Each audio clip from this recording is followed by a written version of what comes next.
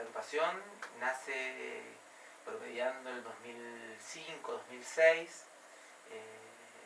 Éramos un par, en aquellos momentos, éramos un par de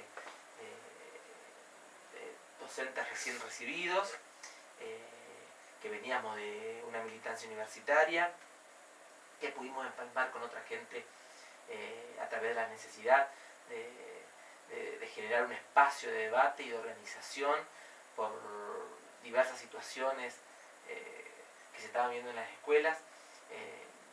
Bueno, empezamos a empalmar con un sector de trabajadores de educación que ya venían tratando de organizarse hacía un tiempito, y bueno, y ahí empalmamos. A partir de ahí empezamos a andar. Al poco andar definimos como línea política este pequeño espacio, afiliarnos al sindicato, los que no estábamos afiliados, y disputar en política gremial, disputar dentro del SUTE.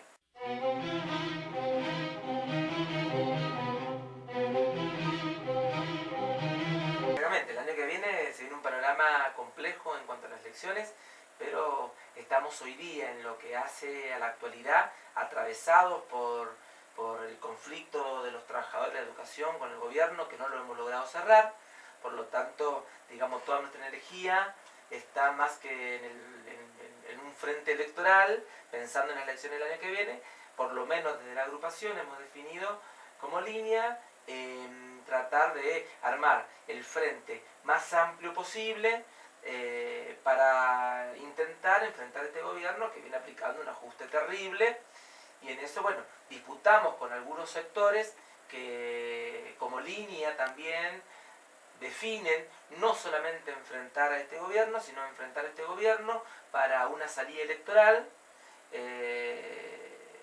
a nivel político nacional y provincial, y nosotros hoy día, más que para una salida electoral inmediata, porque el año que viene también están las elecciones legislativas, lo que estamos tratando es reagrupar la mayor cantidad de fuerza posible dentro de las propias escuelas también y dentro de las unidades de trabajo para tratar de enfrentar las políticas de Cornejo, las de Macri, las de Jaime Correa, y en eso somos muy claros en esto, no nos confundimos, no es que estamos reagrupando para darle paso al volveremos, sino que estamos reagrupando para intentar obtener mejores condiciones de trabajo, mejores condiciones laborales, mejores condiciones salariales, en un camino que entendemos tiene que ser enmarcado en el armado de un gran frente popular que logre instaurar en el centro de la escena política las necesidades de los sectores más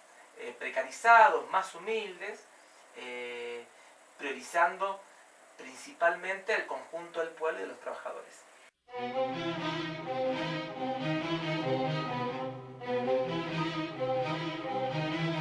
Mira, yo creo que acá hay dos cuestiones. Nosotros siempre hablamos de que golpeamos juntos y armamos frente único. Golpear juntos no significa armar frente único. A mí me da esa sensación cuando por ahí nos dicen ustedes que apuestan a la división porque hay un montón de agrupaciones, porque eso lo vimos mucho hacia el interior de algunas escuelas donde hay muchos compañeros que son parte de la estructura sindical, miembros de la conducción del sindicato, que dicen, bueno, ahora tenemos que estar todos juntos. Nosotros entendemos que una cosa es golpear juntos, donde efectivamente golpeamos las políticas de ajuste, golpeamos a Macri, golpeamos a Cornejo, pero dentro de nuestro frente único, nosotros creemos que tiene que haber ciertos determinados parámetros programáticos donde justamente esto se pone en relieve, esto que decía antes.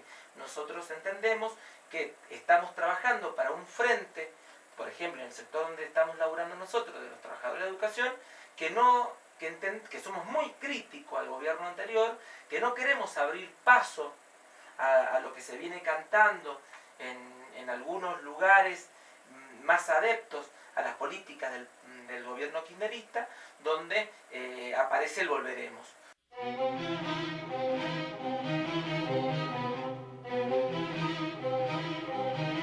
Nosotros entendemos que la herencia K a la que hace referencia, por ejemplo, el Frente Cambiemos, que son, por ejemplo, un estado más grande, el estado de los ñoquis, nosotros entendemos que eso no es la herencia K. Inclusive nosotros diríamos que el estado tiene que ser más grande de lo que lo hicieron el gobierno de Cristina y el gobierno de Néstor. Nosotros entendemos que tiene que ser más grande, entendemos que no es que qué sé yo pienso en las escuelas donde hay cursos de 30 alumnos. No necesitamos menos docentes, necesitamos más docentes. Por lo tanto, entendemos que tiene que haber un agrandamiento mucho mayor del Estado. Por lo tanto, cuando discutimos lo de la herencia K, porque nosotros somos uno de los que hemos planteado que Macri no le haga pagar la herencia K al pueblo y a los trabajadores, nosotros ahí entendemos que no es la herencia a la que se refiere Macri. Nosotros entendemos que la herencia es otra. La herencia tiene que ver, por ejemplo, con los acuerdos con China, con las alianzas estratégicas, por ejemplo, con Rusia, las alianzas económicas, como decía, con China, tiene que ver con el pago a ciertos determinados buitres que el gobierno del Frente para la Victoria decidió privilegiar. Entonces digo, la precarización laboral que se generó también con todo el trabajo en negro que generó el gobierno anterior, digo, la pobreza estructural, la inflación. Entendemos que esa es la herencia acá que nosotros entendemos que le exigimos y que peleamos contra el gobierno de Macri para que el gobierno de Macri no haga pasar la crisis teniendo en cuenta esa herencia.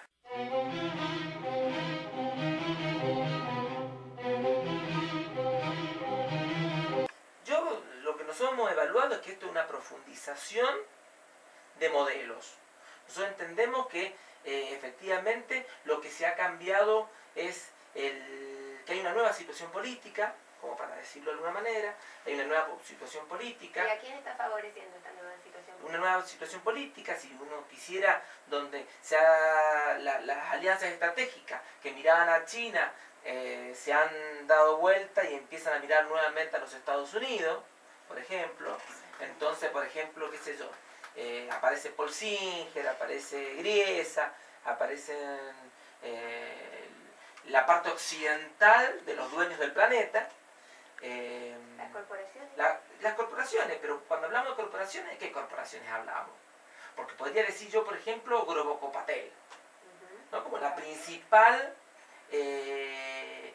principal productora de granos. Digo, es una empresa latifundista, terrateniente, monopólica, que se benefició enormemente con el gobierno anterior. Ahora, ¿qué quiere decir eso? Que este gobierno no es un gobierno, como dirían los peronistas, oligárquico. No, este gobierno ha venido a profundizar los lazos oligárquicos anteriores, ha venido a profundizar el latifundio, porque de lo que no se habla en la Argentina, de lo que no habla el progresismo parlamentario, y cuando hablo del progresismo parlamentario me refiero no solamente al Frente para la Victoria, sino inclusive a los partidos de izquierda que hoy día ocupan lugares importantes dentro de la estructura parlamentaria. De lo que no se habla son de los lazos de dependencia del país. No se habla del carácter principal que tiene la Argentina. Nosotros entendemos que el carácter principal que tiene la Argentina es que la Argentina es un país dependiente y que es dependiente no a partir de este gobierno, no a partir del gobierno anterior. Los lazos de dependencia vienen desde la colonia y esos lazos económicos no se han liberado nunca. Hubieron intentos, como por ejemplo, bueno, las cuestiones sanmartinianas, hubieron intentos, pero no se logró coronar, y no logró coronar los sectores populares, y en eso entendemos que lo que se ha venido profundizando con mucha lucha del campo popular son los lazos de dependencia que tiene la Argentina con respecto a diferentes tipos de imperialismo.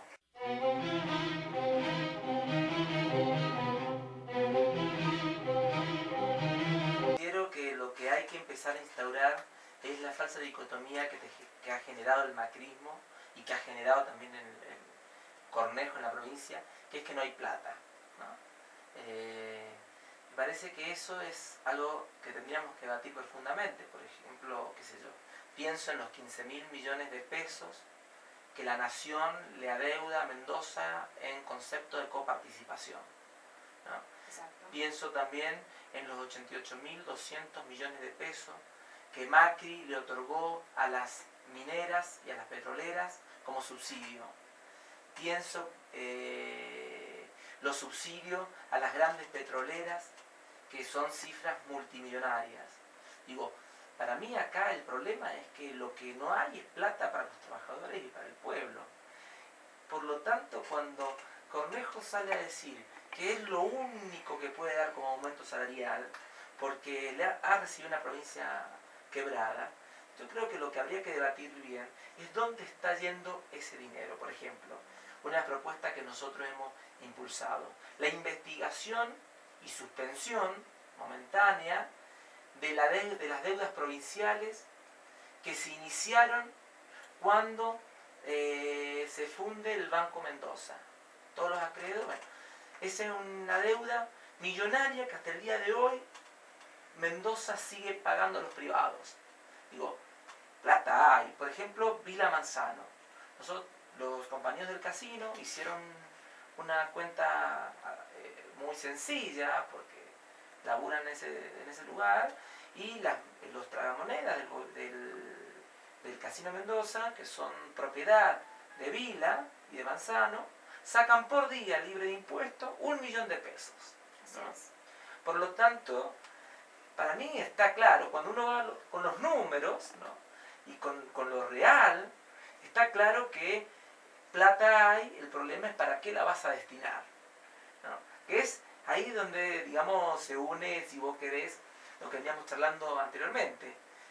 Si vos la vas a destinar a pagar deuda externa, porque querés instaurar el verso de que entre más pagás, más te permiten endeudarte y más inversiones vas a tener en la provincia y en el país, bueno, esa es una lógica si se quiere de mercado o neoliberal, ¿no? Bueno, le ponemos la calificación y la conceptualización que se quiera, pero está claro que es una lógica que atenta contra los intereses del pueblo. Entonces, lo que nosotros salimos a debatir con las compañeras y los compañeros de la escuela es que tenemos que organizarnos, tenemos que enfrentar, tenemos que luchar, tenemos que unirnos, porque está claro que plata hay. Yo pienso, por ejemplo, en las grandes cadenas de supermercados, ¿no? Que no son formadores de precios solamente porque son delincuentes, son formadores de precios porque hay un gobierno ausente. Digamos, cuando voy a decir, bueno, a ver, por ejemplo, he escuchado diversas conceptualizaciones respecto a eso, ¿no? No pagan impuestos, ¿verdad? No, una que no pagan los impuestos que corresponden, que pagamos todos los ciudadanos de a pie, pero aparte, digamos, es imposible. Uno, por ejemplo, va en el autoparte, ¿no? Uno va a comprar un paragolpe en un lugar, camina 2 cuadras más y son 2.000 pesos de diferencia. Está claro que alguien te está mintiendo, ¿no? Uno va a, yo diría, bueno, ¿cuánto sale,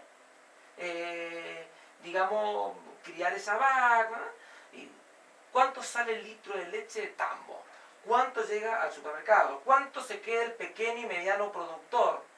Los que han podido subsistir de las políticas que no han favorecido hace 30 años a los pequeños y medianos productores. Pienso, por ejemplo, en APEPRO, que es una organización de pequeños y medianos productores de Beltrán, ¿no? Digo, está claro que no está ahí la plata. Está claro que está en los grandes terratenientes y latifundistas, está claro que está en los supermercados, está claro, por ejemplo, en Mendoza tenemos la particularidad de las bodegas.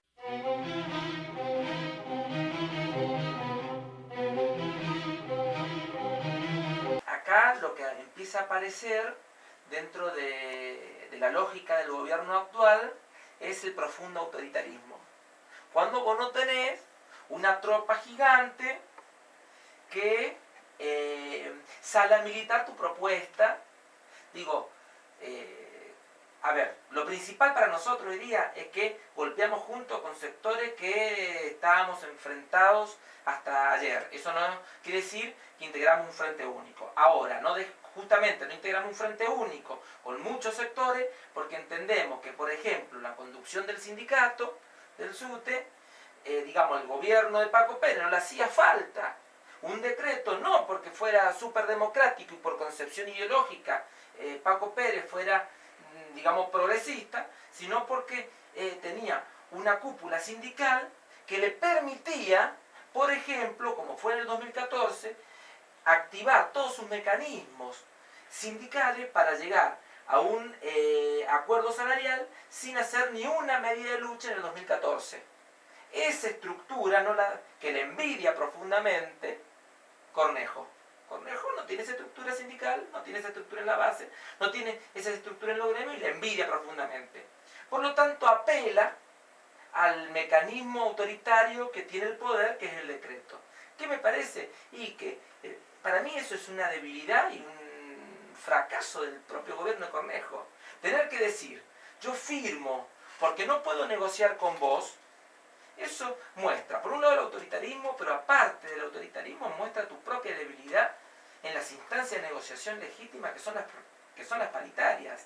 Digo, cuando vos necesitás decir, esto es así, si no me vas a acordar cuando jugábamos la pelota en el barrio, la pelota es mía, cuando no sale el juego como a mí me gusta, agarro la pelota y me voy a mi casa y acá no juega más nadie. Parece que lo que viene con este gobierno es una contraofensiva represiva y patoteril que nos pone al borde, espero equivocarme, pero nos pone al borde de una situación de crisis social muy profunda, porque yo me pregunto, cuando ahora tengamos que pagar los impuestos y los 300% de aumento de impuestos, ¿la gente se la va a bancar o vamos a salir todos a...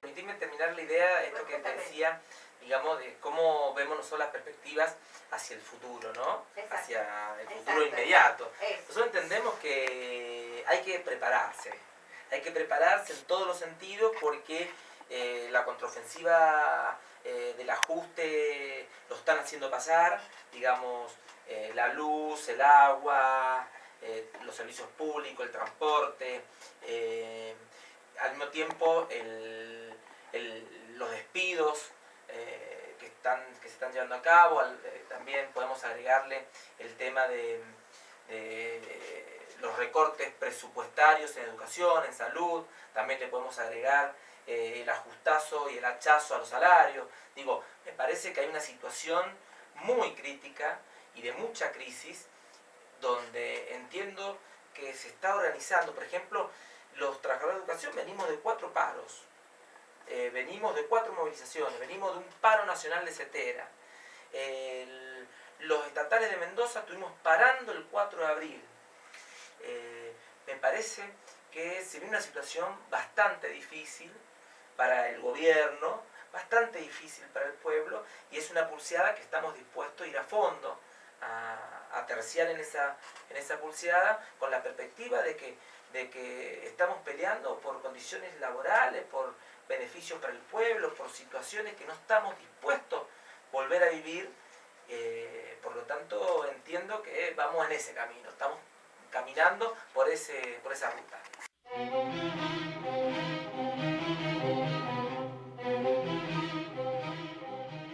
¿Qué opino de la multisectorial? Mira, la verdad que opino bastante poco la multisectorial, porque entiendo que yo soy de la época, o empecé a militar en la época en que empezamos a armar multisectoriales para luchar en la calle. Digamos, la primera multisectorial que integré desde el movimiento estudiantil fue multisectoriales, donde enfrentábamos las leyes menemistas de educación, que tiene que ver con la ley de educación superior, la ley federal. Después eso se convirtió en la lucha contra los despidos, después eso se convirtió por los planes sociales, y eran luchas que se veían en la calle. Retomemos un poquito. Le tengo poca fe a la parte administrativa. Si está la ley, vos me preguntás por el tema de los formularios, por el tema de ir a pedir la tarifa social. Eso es lo que me estás preguntando. Bueno, se está habilitando en los barrios. En cuanto a eso, me parece que está bien que todos los vecinos tienen que si es un derecho adquirido, hay que pelear eso, digamos, la tarifa social. Yo integro la corriente clasista y combativa, que seguramente, qué sé yo, a nuestros compañeros, militaremos en los barrios, que todo el mundo tenga más baratos los servicios. Ahora, lo principal para nosotros es la organización barrial, la organización de los trabajadores, para enfrentar las políticas de ajuste, y entendemos que las vamos a enfrentar con movilizaciones, que la vamos a enfrentar en la calle, con los paros generales. Ese para nosotros es el camino.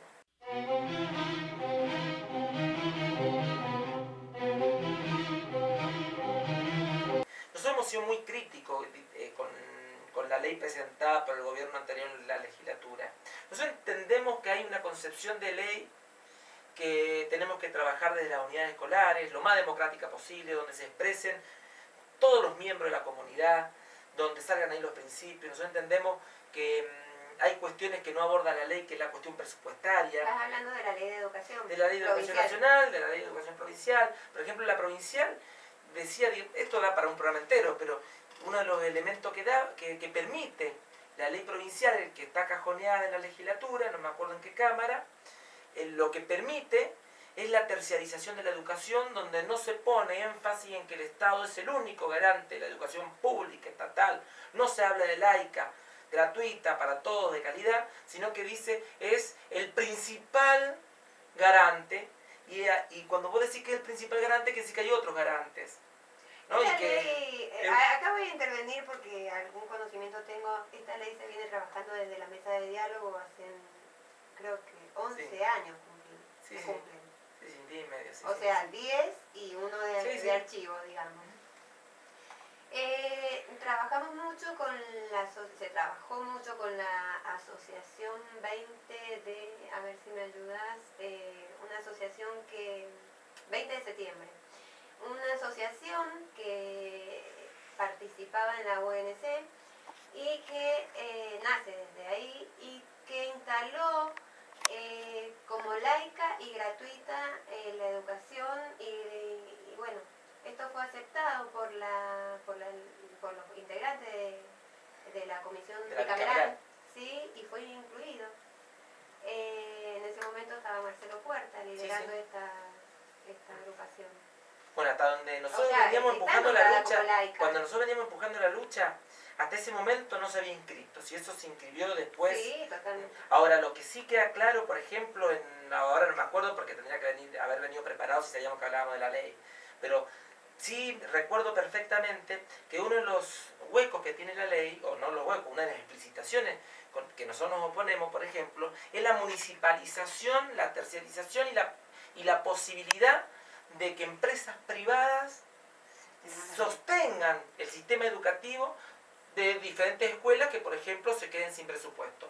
Pues fíjate que se habla de un porcentaje del Producto Bruto Geográfico dentro de la ley, ¿cierto? Que no me acuerdo si era del 5 o del 6% del Producto Bruto Geográfico.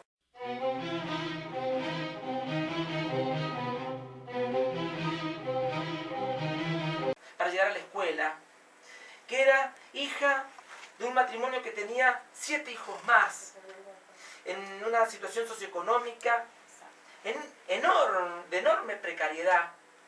Digo, está claro que en el caso de esta Trinidad y de todas las Trinidades que existen en Mendoza, hay una ausencia, pero mayúscula, del Estado y del gobierno. Esto no tiene que quedar en el olvido, creo, lo de Trinidad, porque si bien no se le ha dado demasiada difusión, como en otros casos, no claro, tiene, porque es pobre. Porque era pobre. Pobre y porque vivía en una zona rural de pequeños y medianos productores, entonces no, pero digo, lo de Trinidad a nosotros nos tiene que servir como, digamos, no solamente para embanderar, que cosa que es muy justa, ¿no es cierto?, incrementar la lucha contra el feminicidio, ¿no es cierto?, sino que también nos tiene que, a todos los trabajadores de la educación, a las comunidades educativas, nos tiene que replantear, por ejemplo, con el tema que están diciendo ustedes de la asistencia, que acá el grave problema es que seguramente las Trinidades que habrán que se van a quedar libres. ¿Y cómo no se van a quedar libres si tienen que caminar kilómetro y kilómetro, caminan muertas de hambre, muertas de frío en invierno. Digo, está claro que es porque el que vive en el barrio Bombal no va a tener problema de llegar a su escuela. El problema es las que vivan en el desierto de la Valle para llegar a la escuela, las que vivan en Costa de Araujo de la Valle, los que vivan en Beltrán, los que vivan en los barrios más humildes del Gran Mendoza. Está claro que la política del gobierno escolar actual de Mendoza va en desmedro de la educación pública para los niños de los sectores populares, para los hijos de los trabajadores y de los sectores populares de esta provincia.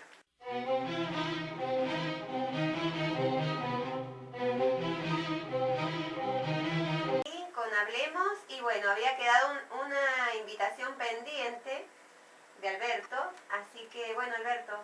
No, por supuesto, el tema del plan de lucha que venimos llevando a cabo, el caravanazo, que es la visita por las escuelas y después terminamos en las plazas departamentales.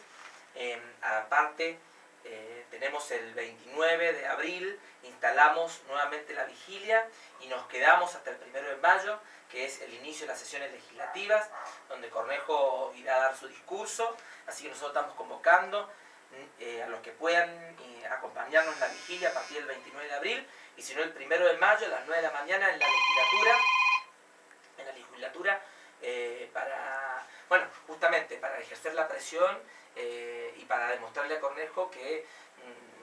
Y lo que está bueno de este acto en la legislatura, que va a ser un acto posiblemente multisectorial, que van a estar todos los trabajadores del Estado.